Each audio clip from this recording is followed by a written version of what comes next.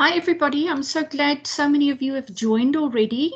We're just going to give a couple of more moments because I see some people are struggling to access and struggling to link. So with your permission, we're just going to give a couple more moments so that we can get as many as possible people onto the platform.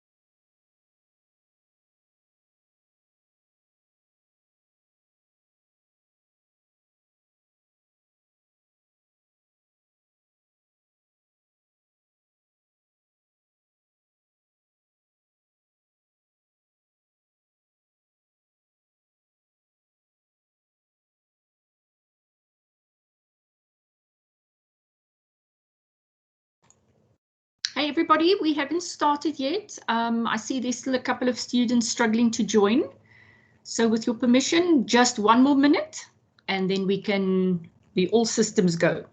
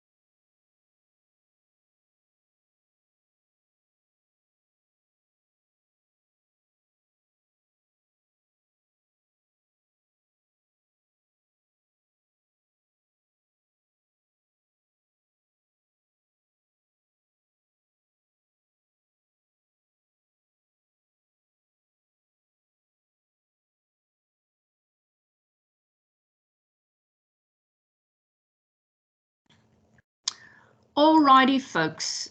It is now 7 minutes past 1, and I'm going to suggest that we start. For the students that are still trying to join, I'm going to be getting announcements. I don't know how the system is doing this because I didn't set it to do this. I actually set it to not announce when students want to leave or arrive or wait in the lobby, that you are supposed to bypass the lobby. So for some other reason, the system has decided that I must personally let everybody in. So I apologize in advance if I go out of the presentation and let students in. But without further ado, let's proceed with this afternoon's session. So if I haven't greeted you before, let me greet you again. Good afternoon, everybody. I am super thrilled to have you all with us this afternoon. And I'm really excited about today's program, and I look forward to the session for the simple reason that you guys have made the effort to be here.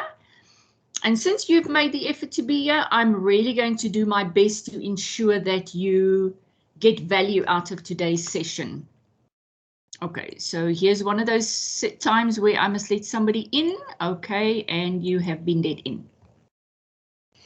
Okay, so let's consider for a moment quickly what it is we're going to be doing this afternoon and what topics we will be covering or what things we will be addressing. But before we get there, I want to have a quick chat with you about where we are, where we're finding ourselves. Now, you would have heard the term super semester. And what is that, you may ask? Well, largely due to COVID in last year and its impact on the grade 12s in 2020. What happened is that there was a lot of students coming from matric that didn't get their results on time and were not able to register for the universities on time. So the Minister of Higher Education asked the universities whether they would push back their registration to allow these students, these matriculants, these grade 12s to get their results and to apply for admission at the various universities. And this had an impact on UNISA as well. And the further back we pushed registration, this had an impact on the duration of the semester that we were in. So where traditionally we have a semester 1, which usually runs from about February to end of July, and then we have semester 2 from September to end of November. The university decided it would be unfair to have a very short semester 1 and a longer semester 2. So they decided to collapse the 2 semesters into one, thus the super semester. There was extensive communication around this from the module sites. We recast the tutorial letters. We sent you all communication to say, guys, whether you semester 1, whether you semester 2, it doesn't matter. You all do the same assignments. Here's the replacement tutorial letter. And everything was hunky-dory, except for the fact that all of a sudden, instead of having 400 or 500 students, now I've all of a sudden got 1,289 students. So where it was perhaps a good thing to allow all the students in, but the downside is it also meant that you now all of a sudden had 10 modules. Instead of having 5 the first semester and 5 the second semester, you all of a sudden sit with a workload of 10 modules. And I'm sure that has not been a walk in the park for many of you. But I think you've pushed out and you've pushed along and you have come a long way. So let's take a look at our assignments quickly. There were 3 assignments for FOR2608. The first assignment was an online MCQ assignment, and this just basically, I think, got you guys going. You did not physically receive your results. You could have gone online and gone to feedback, and they interrogated your results to see where you went wrong, to see what you did right. Assignment 2 was a doozy, hey? Assignment 2, the crossword puzzle. I think some of you probably cursed me in your secret times. But assignment 2 went well for some of you. Assignment 2, the crossword puzzle, was good because it got a lot of you thinking. And then assignment 3, which this is actually where the tire strikes the road, as they would say. This is where you had to show me that you could apply the skills that you learned from the study material. You all who gave in assignments online, you would have received feedback unless you received an email to say your assignment has been cancelled and then there was a reason for the cancellation, and then you had 2 other opportunities to upload. I think that skipped one, sorry. And then I posted the feedback tutorial letters, tutorial letter 201 and tutorial letter 202. This is available on your module site. So you go and access these tutorial letters. Then you go and look in the tutorial letter. What was the recommended solutions to the assignment? Because in some instances, there's a best possible answer. It's not always as cut and dry that 1 and 1 are 2. And we will unpack that a little bit later on. So this is where we are in terms of your formative assessment. Your formative assessment is your assignments and the like, everything you do before the exam.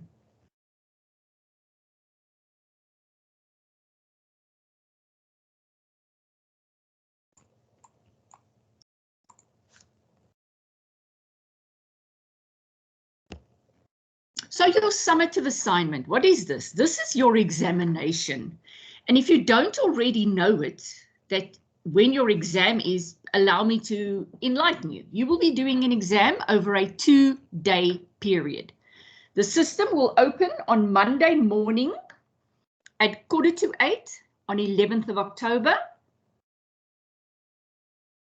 Remember, the system is the My Exams portal. I have sent you communication about this. So go and look at your My Life emails. The announcement would have come through there, and the announcement is sitting on your module site. Then you basically access the My Exams portal and you follow the links or the instructions. I have sent 2 announcements about this, so make sure that you go to the My Exams portal, nowhere else. Please visit those announcements again. Familiarize yourself with the process so that you are not caught off guard the morning of the actual exam. On the morning of the exam, I will also form part of a group of lecturers who will be monitoring the accessing and the downloading of everything. And on that morning, I will also monitor my email. So if you are having a challenge, but then I'm not talking about, I'm talking about you absolutely cannot access the exams portal, then you send me an email. But this is why we send you the links before the time, so that you can go before the time and you can go and access, these sites. Several of my students who did FOR1502 on the 1st of October wrote with the Investigative app, and all of the students who did the demo test before the time, not one of them struggled. Those who did not go and do the demos, they struggled. So I want to really, really urge you, go online, go and look at where the My Exams portal is, go and look how you must access this portal, go and look where you access the things. I will, in addition, post additional resources on the module site, which will help you with things like, how do I PDF a Word document? How do I scan my answers in? How do I make a PDF smaller, or other similar topics? Please, I want to urge you, access these resources and use them if you need. So you will be having an exam over a 2-day period. That's 48 hours. My husband jokingly also always says to me that I don't sleep enough. So I said, you know what, you can sleep when you're dead. And I want to tell you that this is just temporary. Cut down a little bit on your sleep and push up. Get this thing done. The faster you work, now I'm not talking about rushing. I'm talking about don't procrastinate and don't waste time. Go sit down, go do your work, go finish your exam. When you are done, double check your work. If you are happy, upload. Don't wait until the 11th hour to upload. You never know what Eskom has in store. You don't know if there's a storm about to hit. When you are done, upload your work for assessment. Don't forget to tick the honesty declaration box when you're uploading. If you don't upload this, the system will not take your submission. And then I want to also encourage you, make sure that you scan, if you are scanning, make sure that you scan all the pages and not just one page. If you only scan and upload one page, then you will not have uploaded a comprehensive answer or a comprehensive exam. So please make sure of that, and make sure that you understand your scanning app. Go and test it before the time, see how it works, see what the niggles are, get them sorted out before the time, guys, before the time. This is so important. And then you will notice that we have given you an extra hour just for uploading. If you have a challenge, there will be an out of office notification on my email in which I will give you an alternative link. This link is just for an emergency. If there's something wrong with the system or the system crashes, then you use that link. It's an absolute only plan B. Okay, so exam scope. Everybody asks, well, exam scope, what must I focus on? What must I study? Well, you cannot study for this exam. That's the beauty of this. So what must you do? Well, I recommend to you that you go and read your study guide and read the feedback tutorial letters. But you will not get the same questions as you did in the assignments. However, you may find the same themes coming through. So what do I mean by that? Let's take a look at assignment 2. It was a crossword puzzle. Will you get a crossword puzzle in the exam? Yes, you most certainly will. Some of you may have even have done the 2 practice crossword puzzles I posted on the module site. And this is to your advantage because you might find some similarities in those that you did, in what you found in assignment 2, and also what you find in the exam, or you may not. It all depends on how well skilled you are. So all I can say at this time is take your study guide, read through it several times before Monday, highlight the key aspects in your chapters, tag and flag the pages, but make it user-friendly for yourself so that you can find specific themes. I'll talk a little bit about the themes just now when we get to the different units that we covered in the study guide. But also you had to learn skills in terms of what you did, in terms of the feedback you got. You were asked specific types of questions. Look at those in the tutorial letters and look at what was expected of you to do, because some of you misinterpreted some of these questions and you, as a result, you lost marks. So what does an open book mean? Well, when I was a student, I dreaded open books because our open books were usually timed exams, and they were a horror. My last open book was for project management on my master's, and I didn't finish. I think I had about 3 questions that I was just not able to get to. So open book means that you are using your study guide and any other relevant source. Now, what does relevant mean? It means relevant to the South African context. You cannot bring in guidelines or principles or theories that are being used in USA or Europe if they are not also being used in the South African context. It doesn't help you tell me, yeah, but I answered this using other sources. Now, if those other sources do not speak to the South African situation, then I'm sorry, it's not relevant to your study material. Okay, what else? No else outside help. So you may not ask anyone for help, and you may not help another student. You may also not ask me for help. Guys, this is akin to cheating. You must not make use of an assignment mill to complete this task. I know there are assignment mills out there who, for a fee, do your assignments. We found an assignment mill for 2607, and we are busy investigating those people, and we are busy investigating the students who made use of that assignment more, because that is grossly unethical. You are not only cheating, but you are also lying to the world and to yourself about the quality of your education. Let's say you do this, you use an assignment mold to do the assignment. Then you finish your qualification, you go into the big world and you get a nice job, and all of a sudden you can't do the work. What are they going to say? You know what they're going to say? Oh, that and that qualification from UNISA is useless because this person can't even do the work. Meanwhile, you are the reason why you can't do the work. Another aspect to consider is that one of the fundamental characteristics in investigation is that of ethical and honest conduct. Ethics is not what you are doing when people are watching. It's more about what you are doing when nobody is watching. For this round of examination, there is no invigilator app. We're not using an invigilation or a proctoring tool to watch you. So technically, nobody is watching you. But I do want to caution you, the universe is watching you.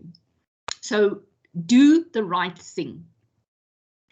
Bear in mind, you must tick the honesty declaration, otherwise you will not be able to submit. And then the system sends your work through Turnitin. Turnitin will detect how well you have paraphrased your work out of the study guide.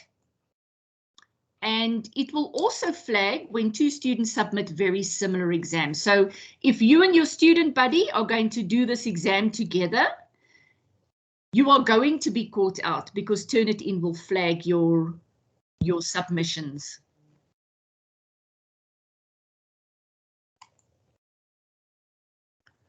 Okay, I want to chat with you a little bit about the basis of your exam.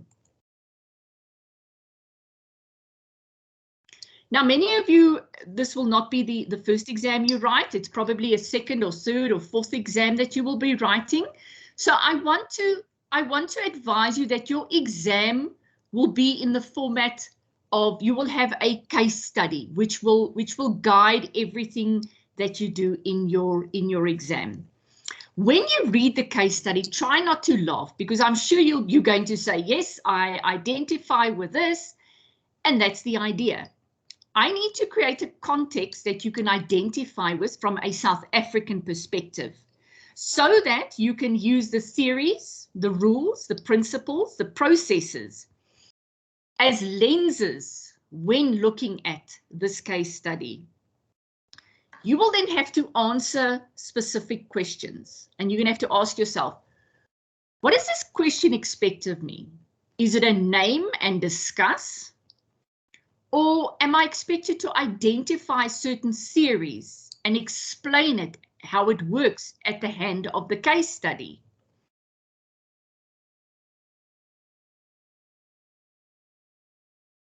Or will I have to explain an investigative principle or even a theory? So please take your time. You have 48 hours, not 4 hours. You have 48 hours, and unpack each question. Only the crossword puzzle doesn't link directly to the case study. So only the crossword puzzle, and then there's one other question which you will immediately recognize when you see it. They do not need the case study for you to answer them. So you do not have to rely on the case study for those two questions.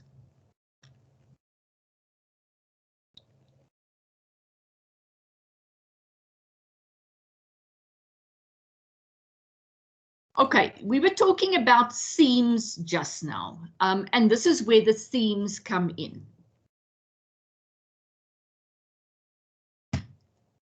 In information gathering, there were 5 study units. If you go through the tutorial letter 101, you will find that we address aspects in each or from each of these study units. First one looks at investigative interviewing.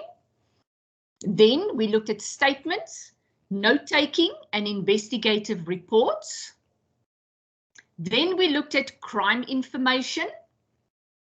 This was followed by sources of information, and it culminated in surveillance. So in the study guides, there are these 5 units, each with specific outcomes. In the exam, I have included questions which cover some or another aspect in each of these units. Remember to look at the questions and ask yourself, what is being asked? And then determine whether there's a principle or a theory or steps that must be followed. And then you will answer the question at the hand of this. And this is where the reading, the prior reading of your study guide will come in handy, especially if you have flagged and tagged the different units. Now, for obvious reasons, I can't tell you exactly what I'm going to be covering in the exam, but I can tell you thematically that you will find what was contained in assignment 2 and in assignment 3.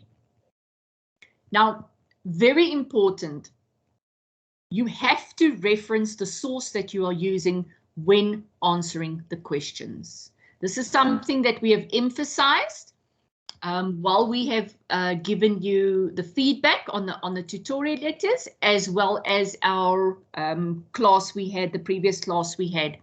We have emphasized the use of referencing. So please make sure for the questions where you are expected to use, let's say, a source like your study guide, that you reference your study guide. For obvious reasons, you will not reference the crossword puzzle because everything comes out of the study guide and you are not citing or quoting or paraphrasing. So I hope for now that you guys, everybody is on board. I'm going to, I think I'm going to push through. I was thinking we're about halfway now, but I think I'm going to push through until the end so that we can take questions at the end. Okay, crossword puzzles. Oof, I think some of you are cursing me silently at night when you lie on your bed and you think of FOR2608. You might be tempted to ask yourself, why does the lecturer design crossword puzzles for us? What is in this woman's mind? Does she like torturing her students? Well, the short answer is to force you to read the entire study guide. And I think for a lot of you, this was the only way to get you to work through the study material. But guys, there are more important reasons than this. Doing puzzles, doing quizzes like crossword puzzles helps one's brain to develop pathways, to form new connections in your brain. They also help you to develop critical thinking skills. Now, critical thinking skills as a skill in life is vital, but critical thinking skills for an investigator is like oxygen is to humanity. You will not be effective without critical thinking skills. In addition to this, research has shown and proven that by doing an activity like a crossword puzzle or a quiz, this has a significant impact on lowering your chances of getting Alzheimer's when you are older. So I really want to encourage you that even after you've completed the qualification and you go out into the working world, to look after your brain. Your brain is your best resource. Feed it, nurture it, challenge it, inform it. But most of all, look after it. Okay, let's take a moment to consider quickly the crossword puzzle. So how did you fare with the crossword puzzle? Take a moment to quickly think. How did I experience the crossword puzzle? Was it the first time you've done a crossword puzzle? Have you done crossword puzzles previously? Is this like a foreign thing that was so alien to you, you just wanted to throw it away once you saw it? Well, some of you did exceptionally well and got 100% on the crossword puzzles. Others, not so much.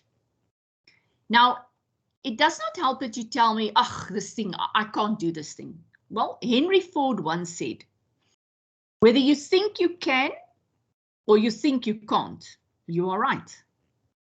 And Miles Monroe always said, your attitude at the beginning of the task will impact your altitude that you reach at the end of the task. So let's see if we can change the mindset.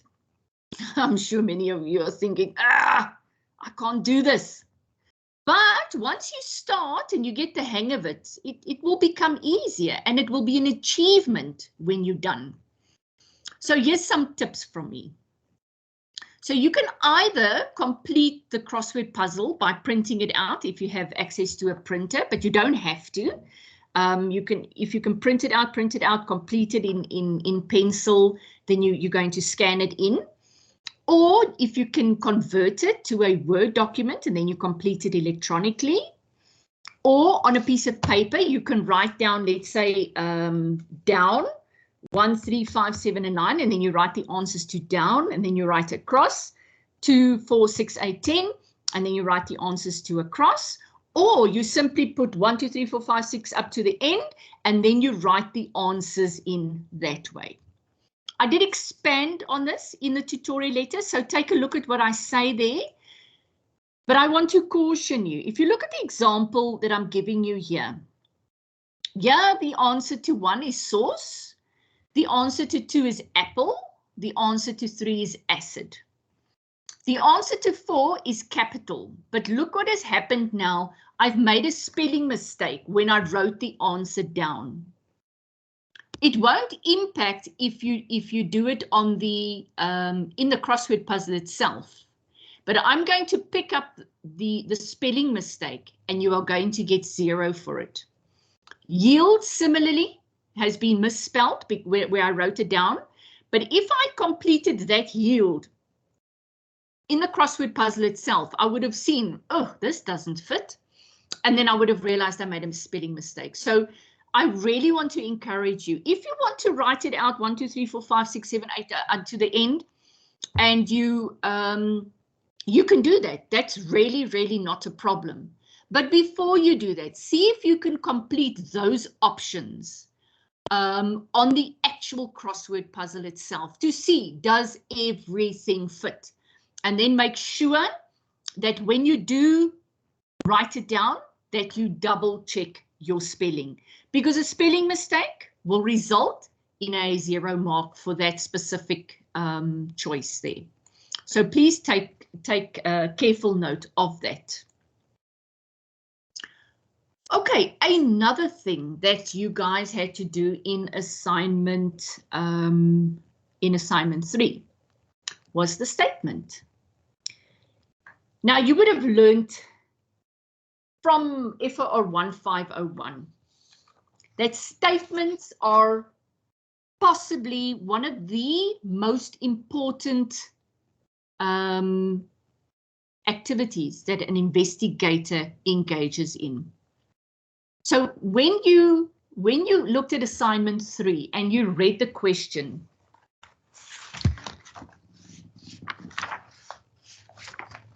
your question read as follows. Use the information in the case study to compile a detailed statement under oath on behalf of the complainant, Mr. Joseph Dlamini. So if you are getting a statement, go and read what must you do? Whose statement must you be writing? What is the type of statement that you write? This is very important because it will show you, it will tell you, are you the deponent? Are you the person making the statement?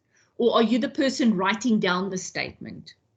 What type of statement is it? Is it a statement under oath? Is it an unaffirmed statement? What type of statement is it? Because that has an impact on the preamble. So please, I really want to urge you, read your instructions clearly and carefully. Many of you in assignment 3 wrote your own statement and not the statement on behalf of the complainant. So read the instructions and ask yourself, whose statement am I writing? What type of statement am I taking or do I need to take down? Because these are important as it impacts on the preamble and the oaths and commission of oaths section. Your statement must have 3 distinct sections. The first section is the preamble. That is the pre-phase that takes you into the statement. I'm going to ask you to please excuse my dogs. I did make sure they're outside, but now somebody's agitating them at the gate and they're barking at the passers-by. Do not use the preamble, the body, and the oaths or commission of oaths as headings. We don't write headings in a statement. Look at the study guide to see how the statement has been unpacked in the actual study guide.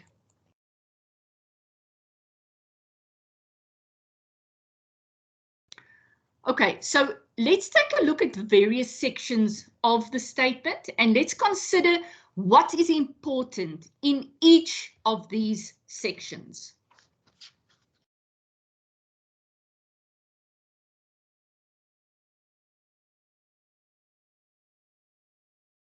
So the very first section that your statement must consist of is the preamble.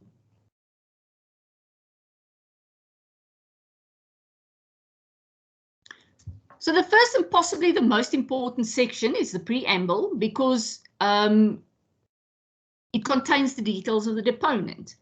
So from the time the statement is written till the time the investigating officer takes it over, until it goes to court, it's not necessarily one person that has the docket or the case file. So it's important that the details of the person making the statement or the deponent is carefully captured, that if you must try and find this person again, there are various options that you can use for finding the person. So if you don't know by now that the person making the statement is called the deponent.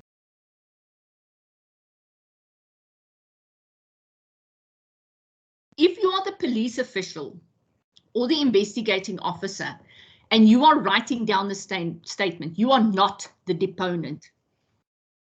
Look at all the information that you will have to capture. The full name and surname of the deponent. So if it's Johannes Frederik Cornelius Jacobus van der Merwe, then that is what you write down. Then the language in which the statement is going to be made in, and the fact that the statement or the declaration is being made, in this case, under oath, or is just is making a statement, or is just an unsworn statement. Then the gender and the age of the person. Now, this is where it might sometimes get tricky, especially in the day and age where people are doing gender modifications, where they are changing their gender, or if they don't identify with any of the genders, then we have to be sensitive enough that we do not force the person to write male or female. The person must have the opportunity to say non-binary, which means they don't identify with any of the choices. That will also have to be accepted in a court of law. And then age, followed by an identity number.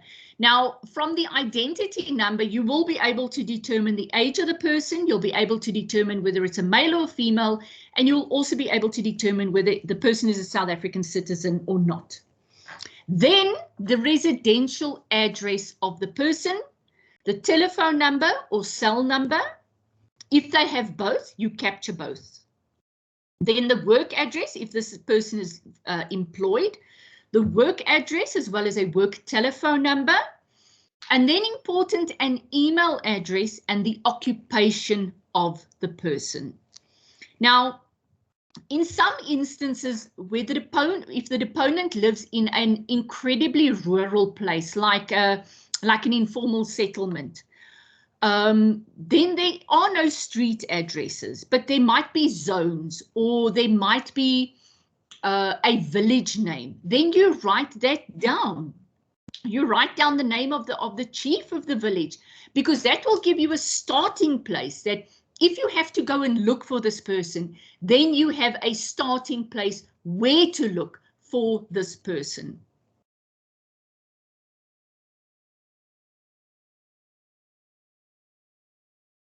Okay, then we get to the oath section. If you haven't noticed, I'm skipping the middle section, the body. We will get to the body shortly. I just want to chat with you a little bit about the oath section and the Commissioner of Oath section.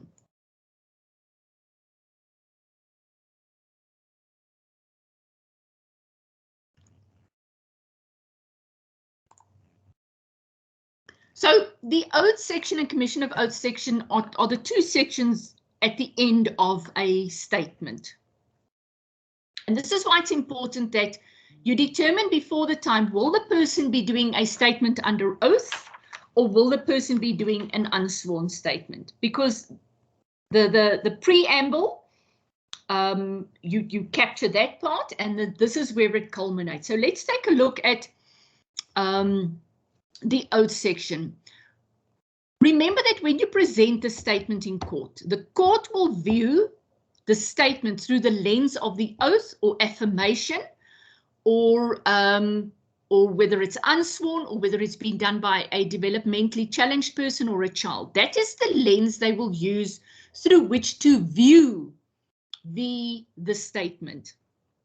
So you will write down the deponent's statement, then the deponent will read their statement once it has been written, and then they will declare. What we usually do is we ask you, do you know and understand the content of the statement? Then the deponent usually says, yes, I know and understand the content of the statement. Then I write down, I know and understand the content of the statement. Ma'am, do you have any objection to taking the prescribed oath? No, I have no objection. I have no objection to taking the prescribed oath. Do you consider the oath to be binding on your conscience? Yes, I do. I consider the oath to be binding on my conscience. Then you write down, I swear the content of the statement is true, so help me God. It's important to note this, otherwise it's not a properly sworn affidavit or statement. There is one thing that you must now remember. You must ask the person, is the content true or not, so help you God? And the person has to raise their hand or at least say, I swear the content of the statement is true, so help me God. Only then is the statement under oath. If that last part has not been done, if this person, the deponent, gets to court and the attorney for the defense says, so tell me, Bernadine, when the investigating officer took your statement, was it done under oath? Yes, it was done under oath.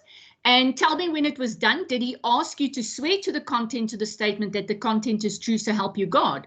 Then I say no, and immediately my statement is thrown out because that means the statement wasn't under oath. It seems like such a small thing, but you slip up on this once and then you will never slip up again because you will lose your case. You can lose your case due to something like this because it means all my evidence is thrown out because it's not under oath.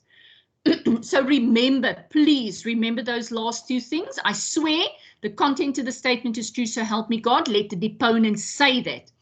And then the deponent signs. Now, directly under that, we in the police station, we used to have a stamp. Look, you knew these things out of your head, but there was a stamp for this. And then the stamp says the following. I certify that the above statement was taken by me and that the deponent acknowledges that he knows and understands the content of the statement. That's if it's a man. So the stamp had a he or she, and then you would cross out which is relevant and sign there. The statement was sworn to before me. In other words, the person didn't come there with it completed up to the signature of the deponent, because it means then the statement wasn't sworn to before me. If they do come there with something like that, I'm going to administer the oath again. Then I can say the statement was sworn to before me and the deponent's signature placed thereon in my presence. Then I will make the person sign again, because then I'm sure that this is the person that signed.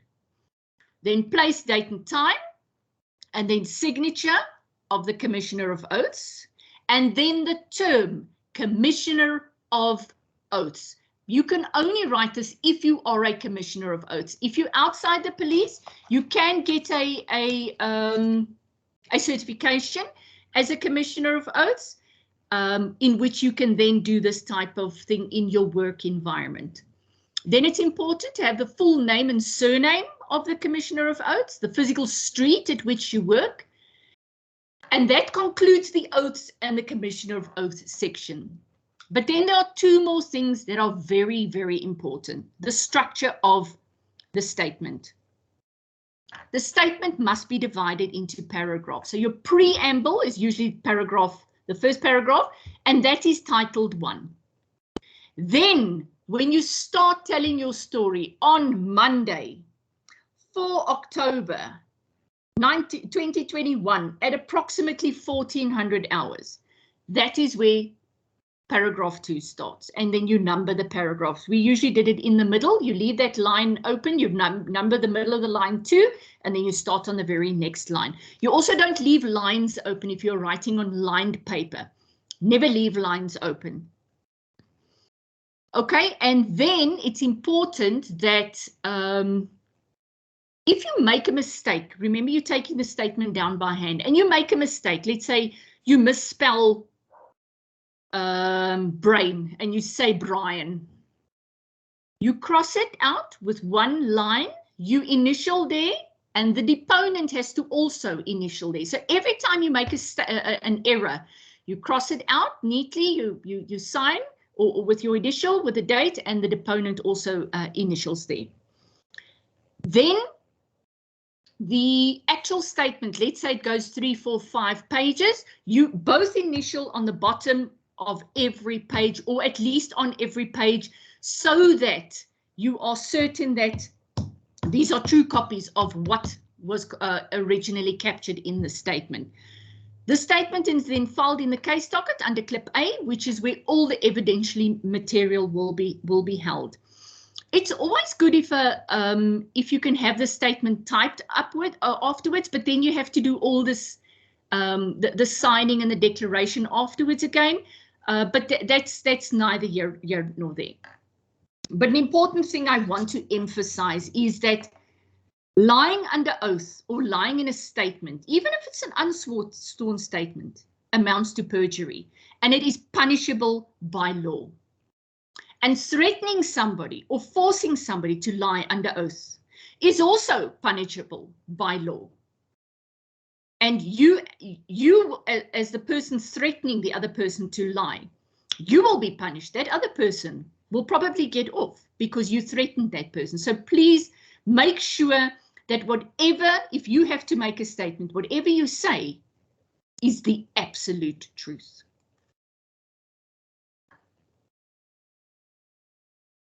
Okay, so now we get to the actual crux of the statement. Now, you would have learned in study unit 2 of FOR2608, you would have learned in FOR1501 and FOR1502 that statements are probably one of the most important parts of an investigation. For every investigation, there has to be a statement. And if statements are poorly taken, what's going to happen when your docket gets to the court? Your case is going to be thrown out of court because the prosecutor uses the statement to determine whether there is a prima facie case against the suspect or not. Now, what do we look for when we look at the content of the statement? Well, there's no perfect answer here, but there are some guiding principles. Statements must be accurate. They must be complete. They must contain the elements of a crime in question. They must be written in a clear language without changing what the deponent has said. They must be written in the first person. So in other words, the complainant or the deponent is telling you, I was walking along the sidewalk when I noticed the white car speed by. Then you're right. I was walking along the sidewalk when I noticed the white car speed by. That is in the first person. you have to use the terminology that the deponent is using. Let's say, for example, the deponent tells you, I was sitting in the restaurant when the waiter approached me and he took my napkin off the table. Now, we don't always understand the term napkin. You may at this stage ask the deponent, but what do you mean by napkin? Man, that serviette thing. Oh, okay. Then you ask him, do you want me to use the term napkin or can I use serviette? No, it's okay. Use serviette. I was when he took the serviette off the table. So before you replace a word, which is preferably not to do, ask the deponent, what do you mean? Don't try and interpret. Don't try and say, but I thought you meant this. Because sometimes things get lost in translation, especially if you are making a statement that's not your mother tongue. And this we see very, very often happens. Remember, a person is entitled to make a statement in their language of choice. You cannot force a person to make a statement in English or Afrikaans or any other language for that matter. Then you will have to make use of the services of an interpreter, and that's usually in the police station. There's usually somebody who will be able to speak one of the indigenous languages. It gets a little bit more tricky if the person is French or Chinese or German or that type of thing. Then alternative arrangements will have to be made. Okay, you must write, the statement must be written in a clear language, and it must follow a specific format. You must use a narrated chronology. What does that mean? It means it's like a storytelling. Now, when you tell a story, you don't begin at the end, then go to the beginning, then go to the end again, and then go to the middle, and then go to the beginning. No, you start, and that's why all fairy tales start. Once upon a time, or in the beginning, a long, long time ago, it starts in the beginning. You don't start in the end. This is not like the movies where they make the movie and then they make the sequel and then they make the prequel. No, it doesn't work like that. You start in the beginning. Now, statement taking is a very specialized skill, but it's like with anything. Gary Player said the more he practiced, the luckier he got. The more you practice taking statements, the better you will get. And in this instance, it's usually better when the victims write their own statement or they bring their own statement, because then you obtain the pure version. Then you can do statement analysis. And this is a very good way of doing investigations, especially when you're looking at insurance frauds or that type of thing. But this doesn't usually happen when a person comes to the police station and wants to lay a charge of, let's say, theft of motor vehicle or something like that. So what I also want to emphasize is that all relevant information must be recorded in the statement as comprehensively as possible, whether the witness thinks or the victim thinks it's important or not. Rather bring it in. You as the investigator will have to ask yourself what crime has been committed, because you won't necessarily sit with a person and immediately start taking the statement. No, this is usually preceded by a conversation and by an interview, where you interview the person and you find out what happened, and you let the person do free recall. They tell you what happened, and where you do the minimum of questioning. So free recall is a very good way of getting the person to tell you what their side of the story, what happened.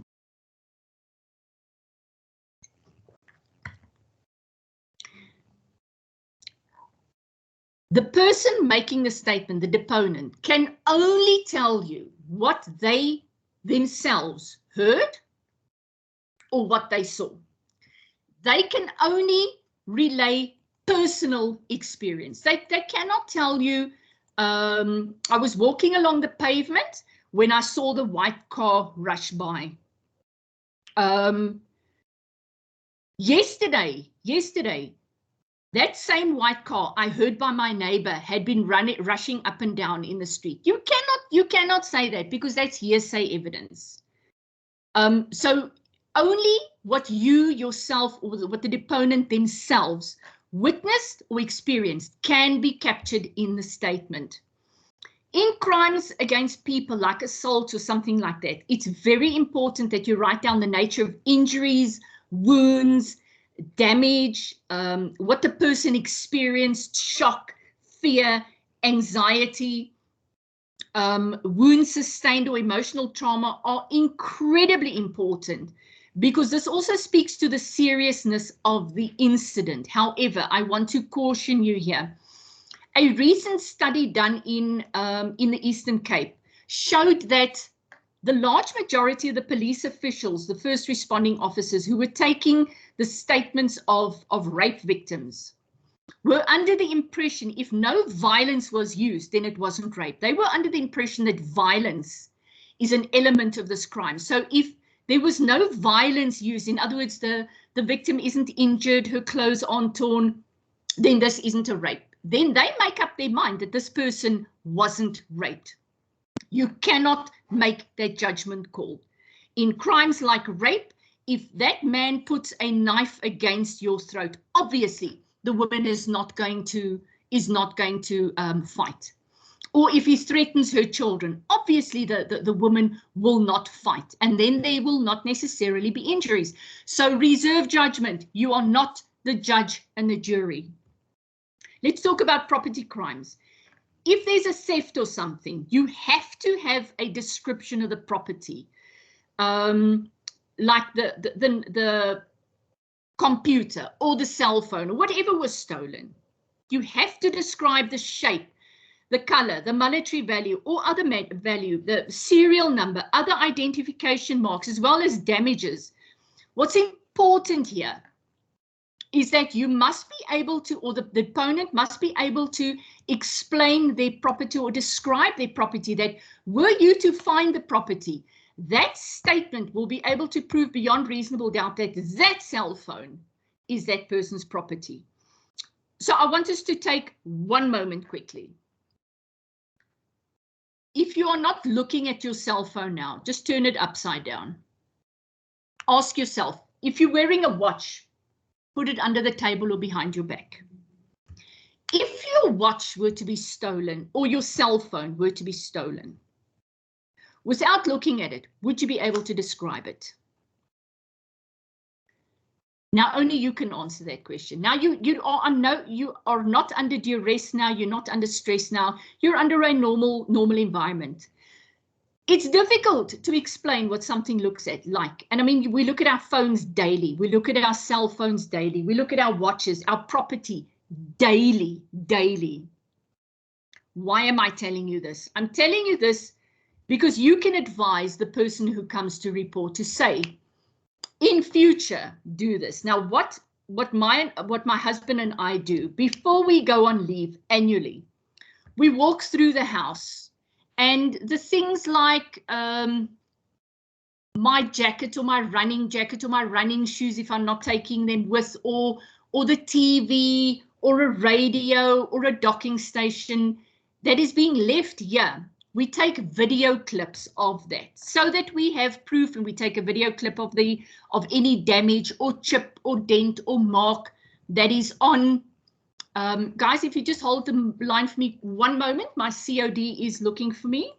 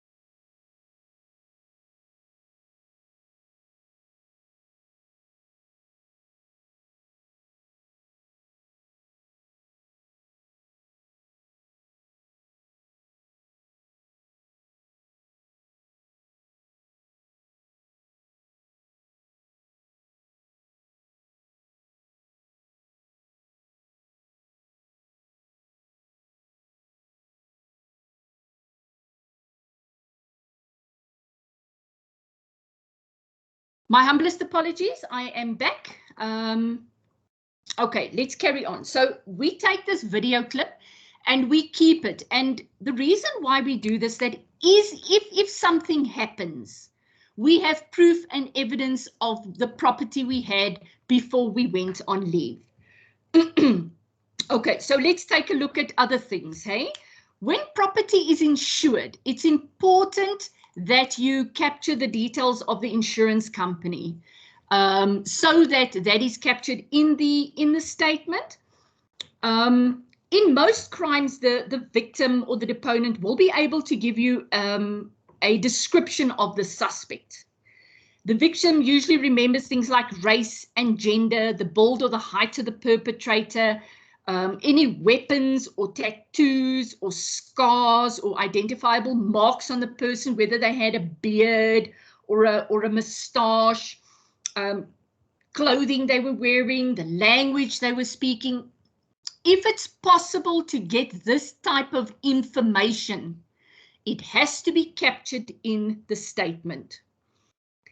In conclusion, it's very important to ask the deponent whether the person, let's say the suspect they saw doing something, whether this person had permission to do it, because this speaks to the lawfulness of the conduct. In other words, if I had the owner's permission to go into the yard and borrow his car, and the neighbor sees me, they will take a statement from the neighbor will report the crime, they will come and take a statement from the owner, and they will ask the owner, but did Bernadine have permission to come and fetch your car? And he will say, yes, she had permission to fetch my car. And immediately that legal element, that unlawfulness falls away. And if you go back and you look at the elements of crime, we did this rather intensively in FOR2608. It is usually the unlawful and intentional doing of or not doing of something. So let's take a look at theft. The unlawful and intentional taking of the movable corporeal property of somebody else with the intention of depriving that person permanently of the economic value thereof. Now, if unlawfulness falls away, then there is no crime. So unlawful and intent have to be elements of the crime, and that has to be captured in the statement, except for culpable homicide, where negligence is usually one of the elements in the crime. I just want to emphasize again, when an interpreter is used, the interpreter has to certify that they acted as the interpreter in the language spoken, and they will also sign the statement on the relevant places.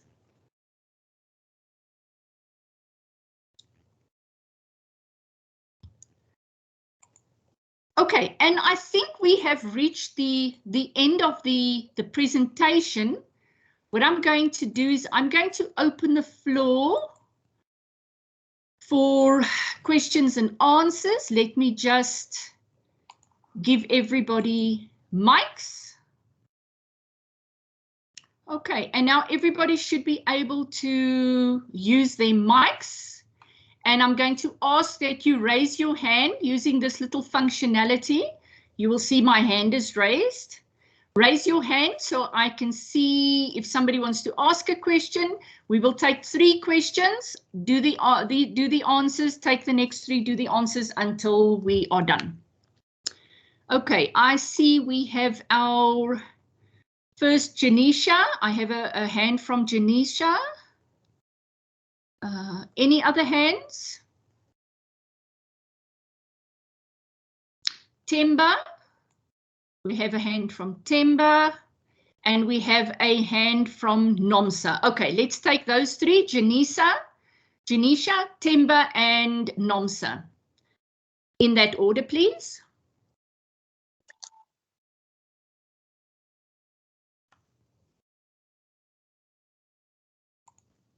Hi, okay, can you hear me? I can hear you, yes. Okay, so my first question is, the exam will consist of similar questions from assignment 2 and assignment 3. Yes. Can we use info or ideas from our assignment 3? For example, like using a similar example, or is that plagiarism? No, you can use a similar example. Don't Okay. reinvent the wheel.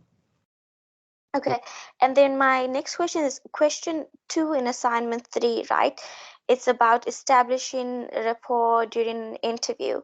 Yeah. My markers did suggest that I should use the case study as an example, and instead I used it is by providing practical examples. So I used my own examples.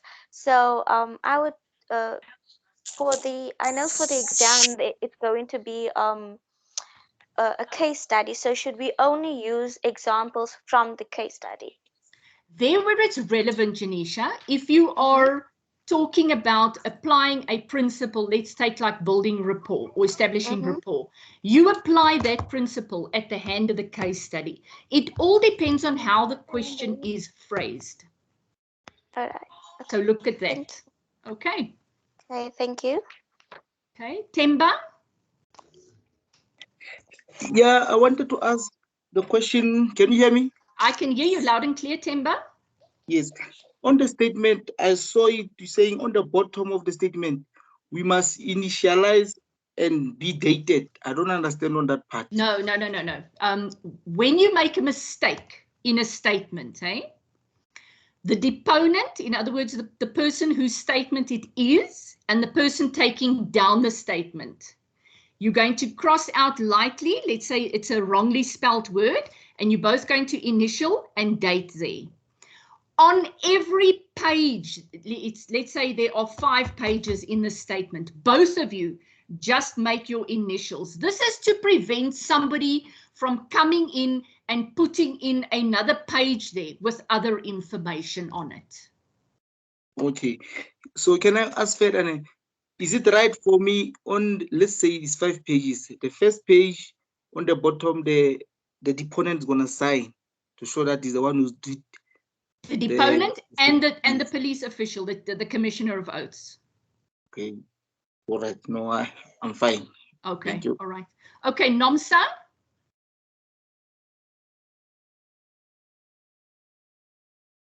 Oh, can you hear me? I can hear you, Nomsa.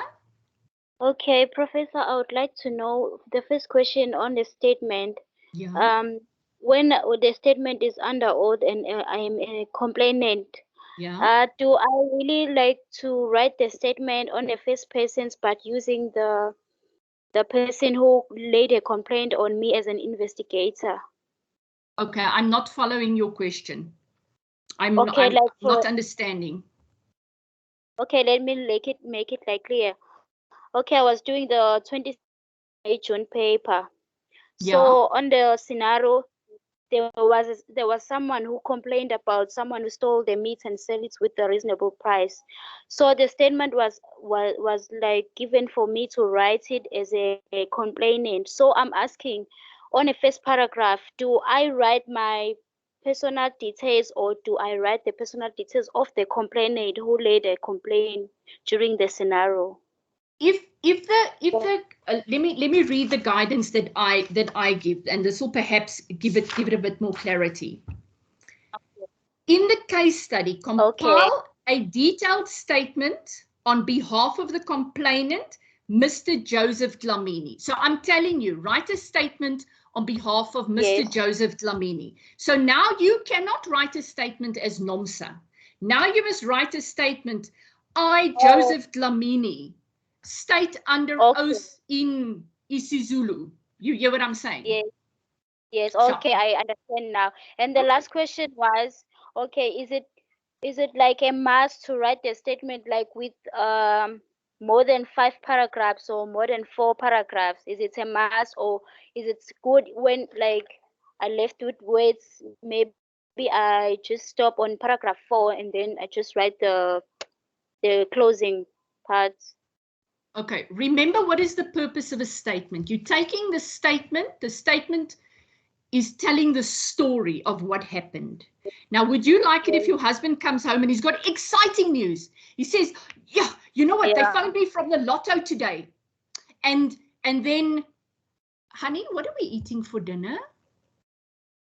So in other words, you don't stop the story halfway, Nomsa. You write the whole story. Okay, thank you. Okay, all right. Thank you. Okay, we have Micah and we have Tandiwe. Micah. And then we have Sehoa.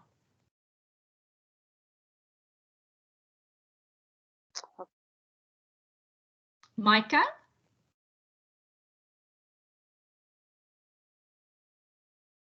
I cannot hear you. I see your microphone is unmuted, but I'm not hearing you.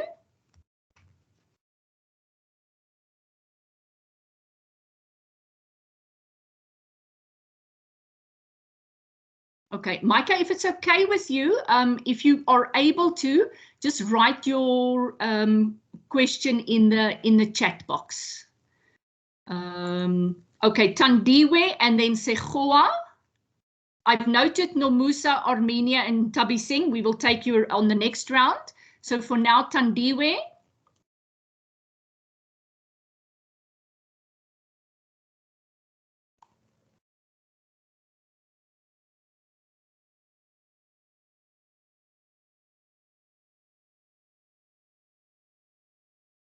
Tandiwe, are you able to unmute yourself? Prof, can you hear me? There, I can hear you. Who am I speaking to? Is it Tandiwe? That's correct. Okay, yes, Tandiwe, the floor is yours. Okay, Prof, regarding your slide on what do you focus on, especially the themes, can you please dwell on that one? I'm a little bit confused, especially where you talked, where your slide was saying what focus on, the themes. Okay, let me see if I can find it quickly for you.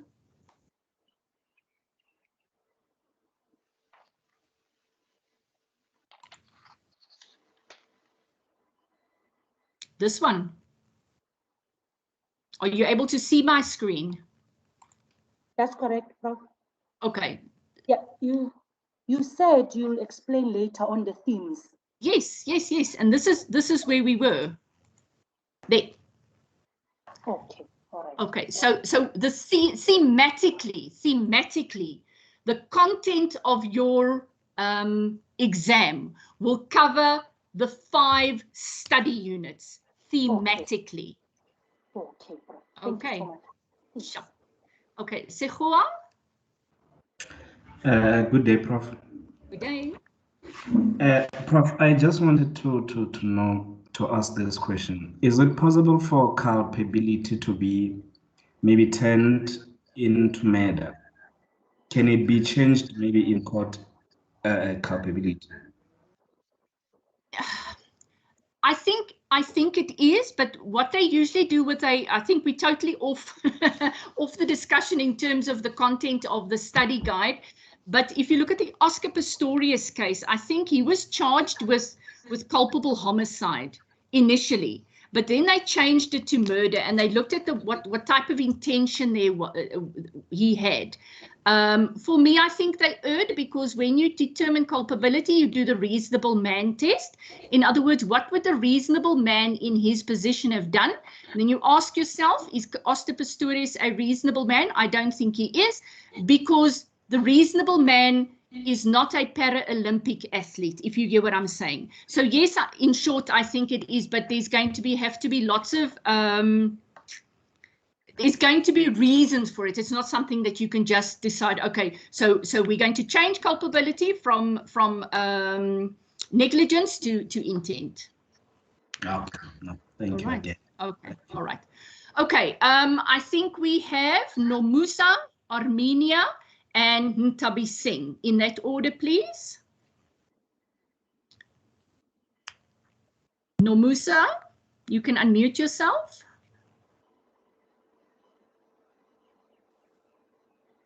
Hello. Yes, I can hear you. Oh, okay. Good afternoon, Professor. Hi, Nomusa. My question is, I don't know if Professor, maybe I'm the one who's getting lost. Can you be able to clarify between the old statement and affirmed statement? I don't see the difference between the two, or is there any difference between the two? No, there's no difference. Under oath or affirmed is exactly the same, and then you have an unsworn and unaffirmed. So in the one in the one under oath, it means you are under oath before God, or you have affirmed before God because you believe in God, but not everybody believes in God. Then they do an unsworn or an unaffirmed statement. Okay, thank you very much, Professor. Okay, pleasure. Armenia.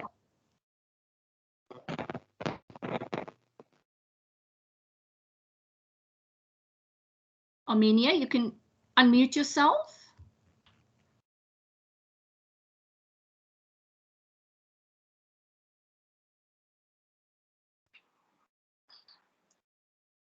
You're unmuted, but I'm not hearing you. Can you hear me now? I can hear you now. Awesome. Prof, I wanted to ask, you said previously that we are to write the whole story regarding the statement, right? Are we then allowed to be the judge when it comes to redundancy? Are we allowed to summarize what the deponent is trying to say? No. Are we to judge the accuracy of the statement? No. No. Were you there? Were you there, or was the deponent there? You get what I'm saying? I do, but when it comes to like repetition of detail, you write down. You write down. What you can do is you can tell the deponent, you've already mentioned the dress. Is there a reason why you're mentioning it again? Then the person might say, no, oh, sorry, I forgot. Or no, you know what? I forgot there was this mark on the dress. So clarify, clarify, clarify. Don't assume. Clarify. All right. Okay. Thank you so much. Okay.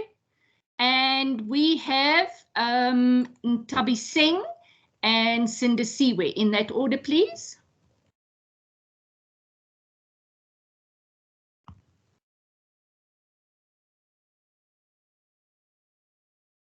Ntabi Singh, you unmuted yourself and then you muted Hello, yourself. Professor, can you hear me? Yes, I can hear you.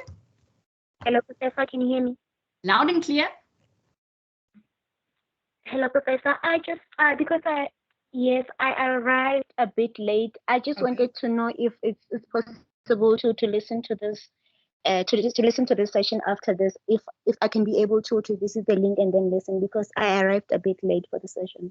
Ntabi Singh, thank you for asking that question, because I think you're not the only one that arrived late. Once we are done with the session, okay, I will post a recording on the module site, and then you can go and download and look at it and listen to it as often as you need to. Are you covered? Okay, thank you so much, Professor. Thank you. Pleasure. Okay, and Sindisiwe? Yes, please. Sindisiwe?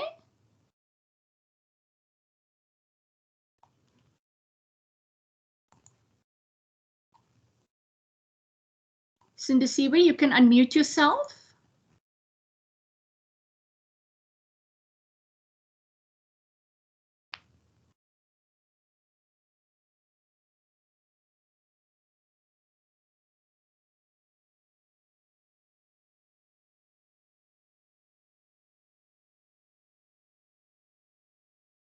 Sindisiwe, I'm not hearing you. Okay, while we're waiting for Sindisiwe, I'm going to look at some of the questions in the chat box.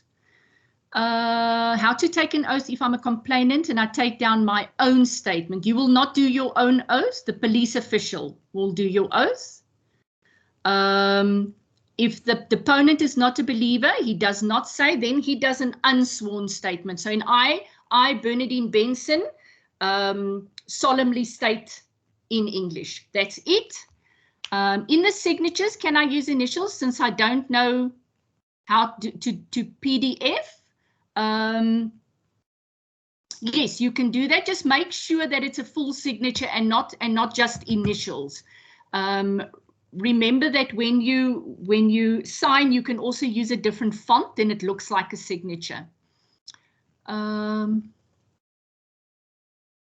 Okay, very seldom will a statement have less than a paragraph, because then what is the person reporting? Okay, Sindisiwe, I see you having trouble unmuting yourself. Perhaps you can on the chat box tell us what is it that you wanted to ask. Let me just double check. Everybody should be able to have access to their mics. Do you want to try again? Good afternoon. Hi, is that Sindisiwe? Yes. Awesome, Yes. awesome. Okay. So, Professor, I wanted to find out that if I, as an investigator, or start to investigate a case, then I am requested to write a statement of what I did on that investigation. Yes. Okay. I sign it as a deponent, and should I also get another commission of oath to sign it as well? Yes, you cannot certify your own statement. It's like a doctor trying to operate on himself. Oh, okay. Thank you, Professor. Okay. Okay, I saw another question.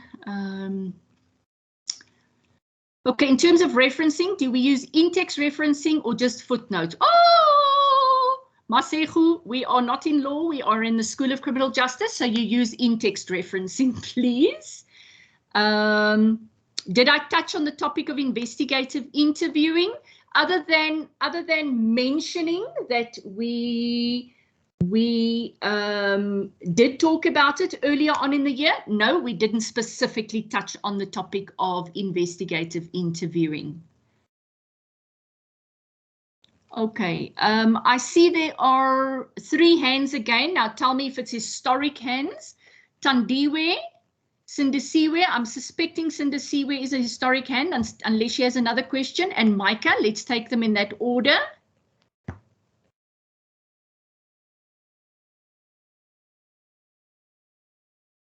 Okay, Tandiwe.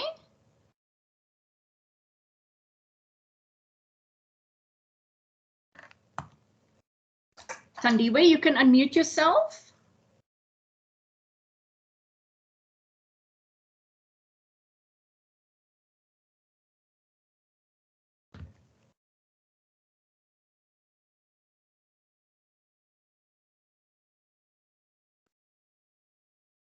Okay, Tandiwe, if you are unable to mute yourself, try and write a comment for us in the chat box.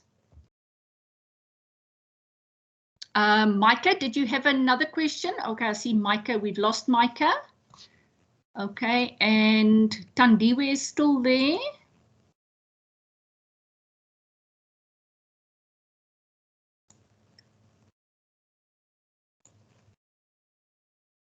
Okay, Tandiwe, if you're able to give your question on the chat box.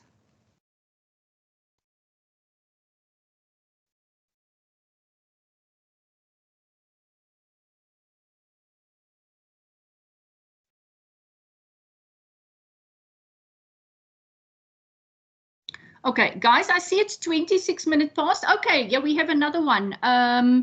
B.A. Mahlangu and Sipukazi. B.A. Mahlangu and Sipukazi, let's take them in that order. Oh, there, we've lost Sipukazi. So B.A. Mahlangu, the floor is yours. Unmute yourself.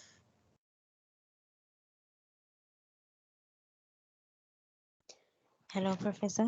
Yes, I can hear you. I want to know how many, when writing a statement, how many lines is too many? That's like asking me, like how many? Why did the chicken cross the road? No, sorry. Like when we writing the paragraphs. Yeah. How many lines is considered too long?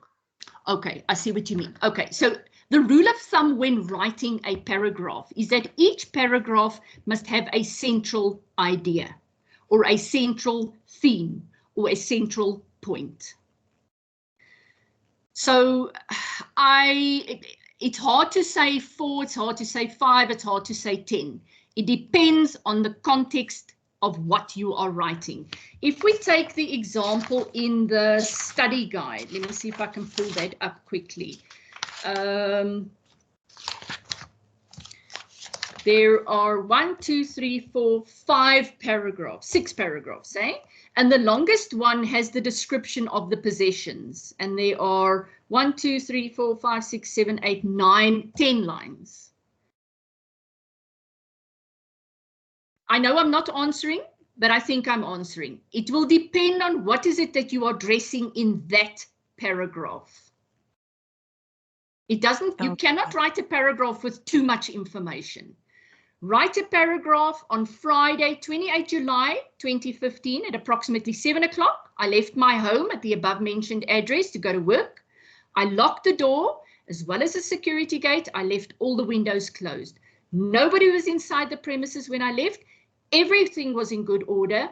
I live alone at the premises and I do not have a house cleaner.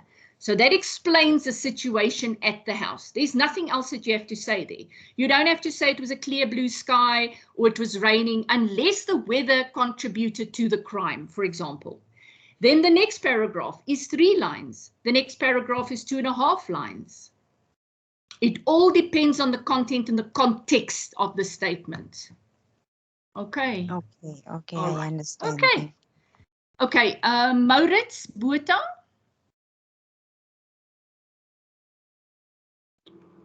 Good afternoon, Professor and listeners. Are you able to hear me? Loud and clear. I just have a question with regards to case study and application. Yes. If we look at a case study, do we include future things? Let's take, for example, the Simon 3 question 1. Where we had to choose the guys for interview or interrogation. Now we appointed Mary as an informer. Yeah. Now, in future, we are either going to interview or interrogate her, correct? Incorrect. Why? Interview, because informers are debriefed. Informers, they are debriefed. Okay.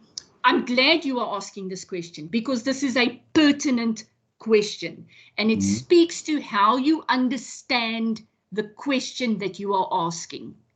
And it speaks to also foresight that you have, which I like, which you are bringing up now, because you are already thinking, you're not only thinking here and now, you are already thinking about next week. So let's say Mary wasn't an informer. Let's say Mary was just Mary. She was just a receptionist, eh? You might have had to interview her down the line. But just on the point of an informer, we never interview or interrogate an informer, we debrief them. Okay. It's a totally different skill set. Because informers don't testify, informers' identities are protected. I also never wrote up in a case docket that I visited my informer, you know, at the corner of this and this. I would say information was gathered, or you would disguise it. We had a guest speaker who also in a corporate setting. If the team was working on a let's say a syndicate or something, he would purposefully talk about his informer Paul. Meanwhile, Paul was actually Gladys. So he did everything in his power to protect his informer in that way. But thank you for the question. It shows good insight. Thank you, Professor, and good luck to everybody. I say. Okay, so Tandiwe, we still have you, or is that a historic hand? If it's a historic hand, then I ask that you lower it. Matlongo, B.A. Matlongo, is that a historic hand? Because I see Micah has returned. Micah? The floor is yours.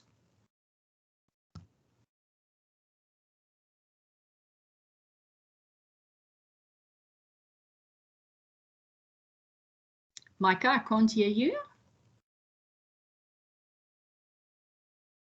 We have a question in the chat box, whether it's okay to draw the crossword on a piece of paper.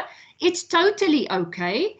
Just make sure that you draw it accurately, because if you copy it incorrectly, it might cost you marks.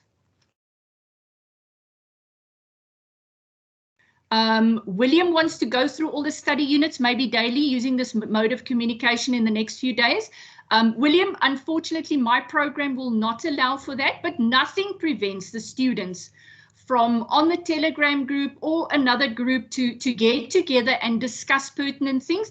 And then if there are issues that you need clarified, you pop me an email and we sort them out. Okay, everybody, I'm unfortunately going to have to bring an end to this afternoon session. It's already 14:33. And the call I had to take just now from my COD is something incredibly urgent I have to attend to. So without further ado, I'm going to wish you all an incredibly good afternoon. Go and work through your study guide, please, and work through your feedback tutorial letters. And then, yes, make sure that you are ready Monday morning bright and early. And then you take it one step at a time, calmly. Read your question, ask yourself, what is this question expecting of you? There where you must reference. Yes, other than that, yes, the total for the exam is 100. So there where you need to reference, and there where you need to refer to the case study, do so. So goodbye from me, everybody. I will post the recording on the module site during the course of this afternoon. Thanks, everybody, for joining. Have an awesome day. Bye-bye.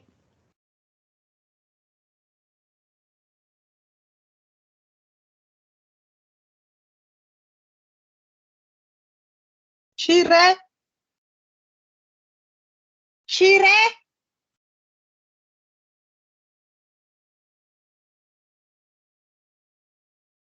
Thank you and good luck to all of you, my fellow students.